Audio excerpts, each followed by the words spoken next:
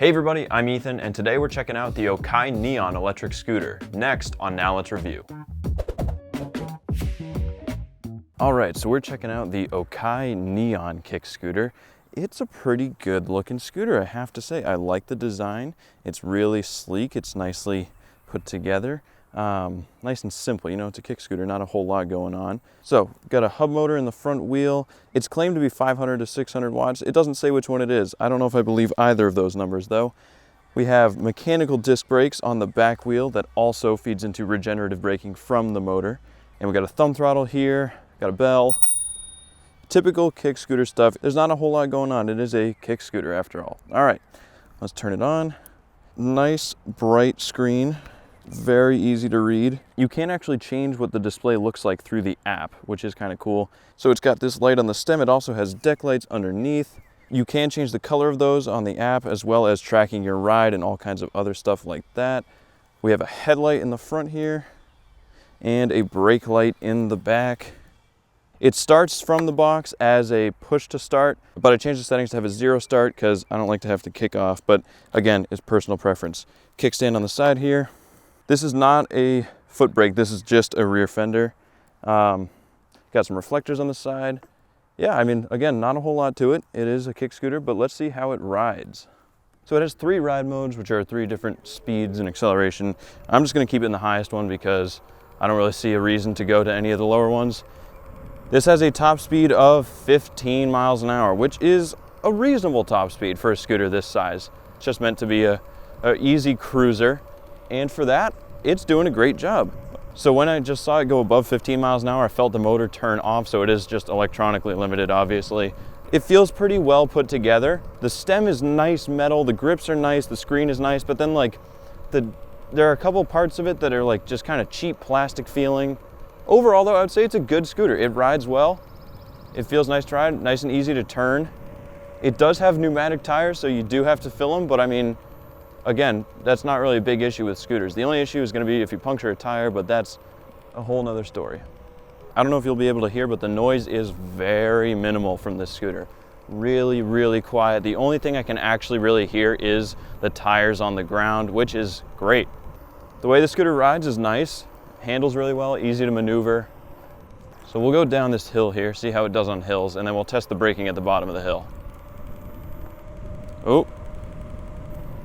Oh, that's interesting. Okay, so I didn't touch the brakes there. I just let off the throttle. I'm going downhill and coasting, and I got up to a certain speed. I'm at 17 miles an hour, and without even touching the brake, the regen brakes are kicking in and slowing me down. So it will not let you go faster than like 17 miles an hour, even without the throttle. All right, so let's test the brakes from 15.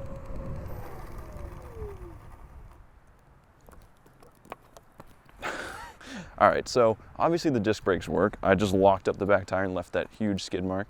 The regen brakes also do work as well. So you have regen braking from the motor. It kicks in once you squeeze the brake a certain amount. I would say most of my stopping in that instance probably came from the regen braking because I just locked up the rear wheel. All right, so this is a pretty steep hill. We'll see how it does, all right? We got full battery, just charged it, so let's see.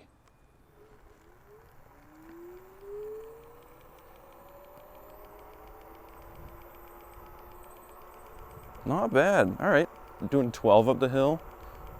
I can feel it's still picking up a little bit. Oh, now it's slowing down, it's getting steeper. Not bad. It doesn't feel like it's struggling, honestly. It feels like it's just chugging along. It's doing a good job. So the regen braking is not smooth. It basically is on or off and it kicks in pretty aggressively. All right, here, we'll test the acceleration from a dead stop.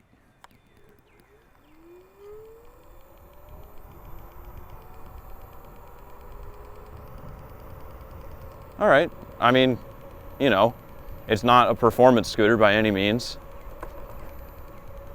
but it goes. It's not bad. It's honestly really not bad. Something interesting is this scooter technically has suspension. There is actually a rear swing arm that's pretty well hidden that if you jump on it, the deck does actually flex a little bit. It's not enough though that it will actually soften the ride. I'm sure it's just there so that they can claim it has rear suspension, but it's not enough that it actually impacts the way the scooter rides. It feels like it just has a solid deck. Yeah, brakes are pretty good. Can't complain about the brakes. Okay, here is the swing arm thing that I was talking about. So this actually will bend right here if you put enough pressure on the scooter. So again, technically suspension, but not to the point where I would consider it to improve the overall ride quality. It does fold very easily. Got your latch here, just pull it down, folds, locks in place, then just pick it up. It is a heavy scooter. I don't know what the weight of this scooter is because it doesn't say on the website. I would guess 45, 50 pounds maybe. It is hefty. One thing I don't like about the folding mechanism though is that when you unfold it, there's no click to let you know that it folded in place. You just kind of push it up until it stops. There's no click sound or anything, so you don't really ever feel super confident that it's fully unfolded. But I mean, so far it hasn't unfolded once you get it up there. So I mean, it does work. It's just, I like those little touches where you have a nice click and you can be confident that that is completely unfolded.